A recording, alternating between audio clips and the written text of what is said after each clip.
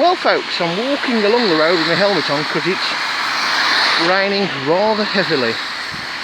I've just took Webley in for the service, the first one, 300 mile, and to get her back tomorrow. They wanted it the day before so she could cool down and the exhaust valve clearance is checked while the engine's cold. As you can see, it's rather wet, and I should have been polishing Smelly, or finishing off polishing Smelly today. So that's not going to happen. And it might sound a bit muffled because it's raining that much. I've got my helmet on. Nice chap in a van just asked me as I was walking along, I suppose I've got my helmet on, if I was alright. Don't know him from Adam, but thank you very much. 24 hours later, and we just had a fair amount of hail, and now it's raining a little bit. And normally, we have to say with this bike, it rains on the day I pick it up. But I think the last few days it's making up for the fact that it didn't on pickup day.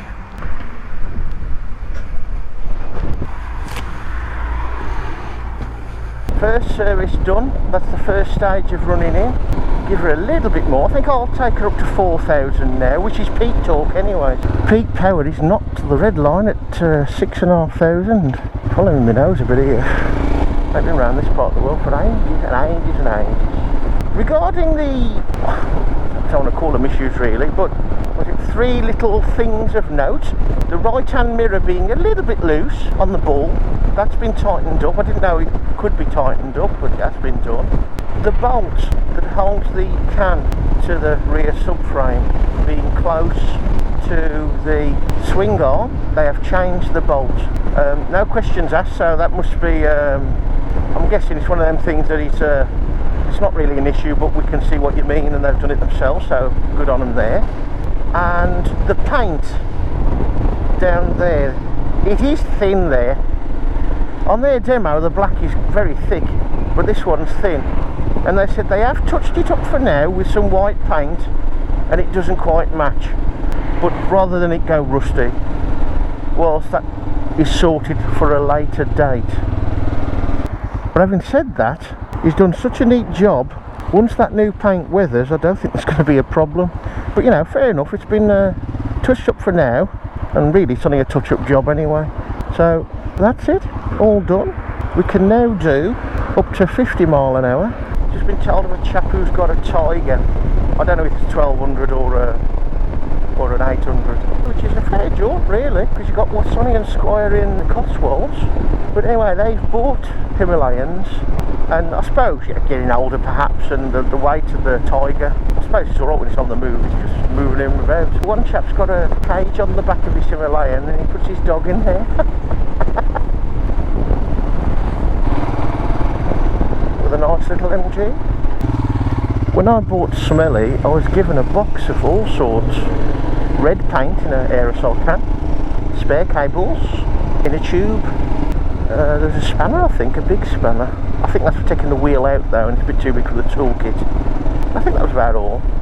But I forgot about it, but you don't get anything with this, or so I thought. So, because he's on about the paint, he says, hang on a minute, yeah, they do come with paint, but they only come with the matte black paint. There you go, Land Rover.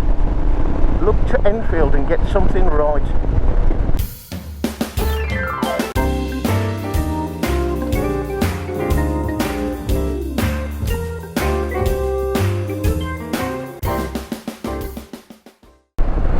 Several bus lanes in and around Brum are open to taxis and bikes, but at this time of night they're open to everybody, but nobody ever uses them.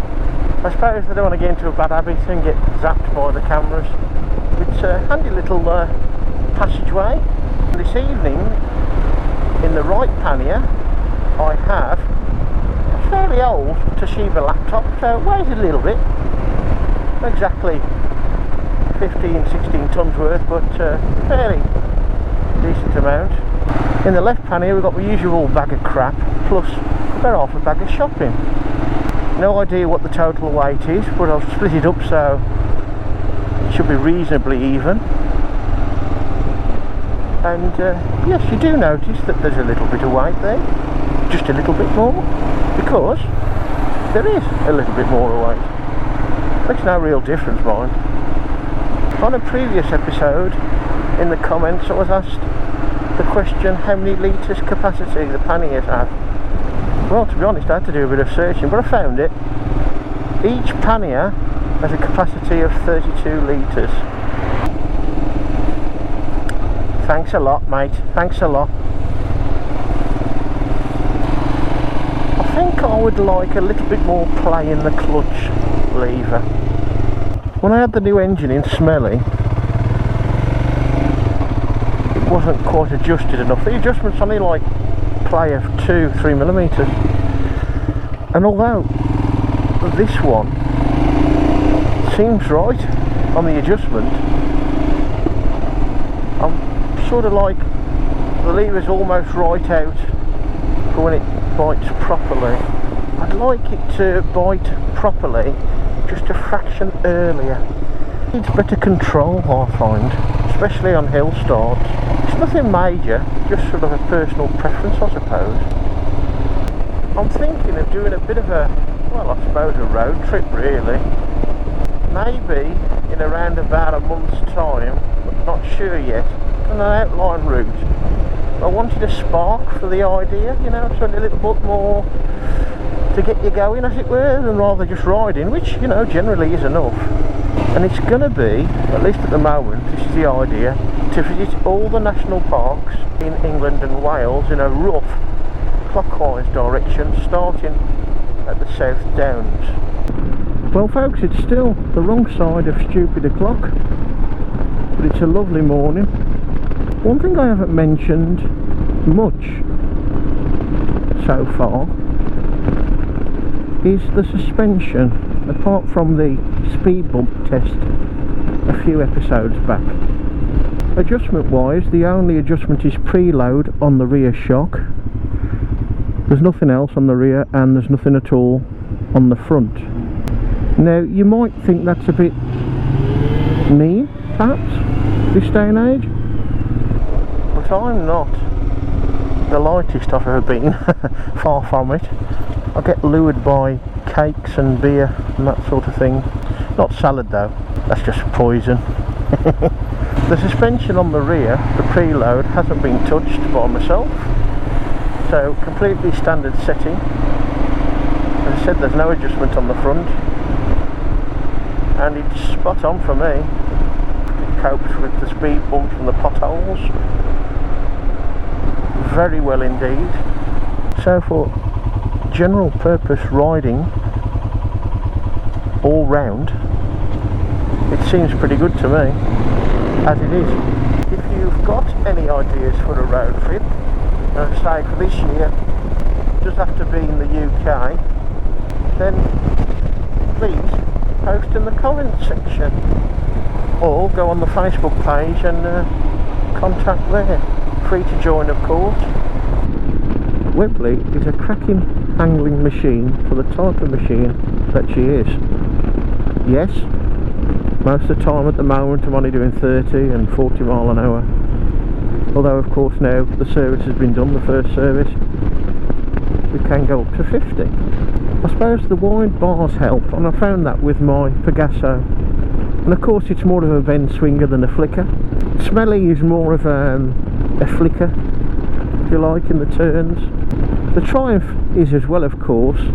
That's the sportiest one in the stable these days, but I suppose by the latest standards the Daytona is really a sports tourer.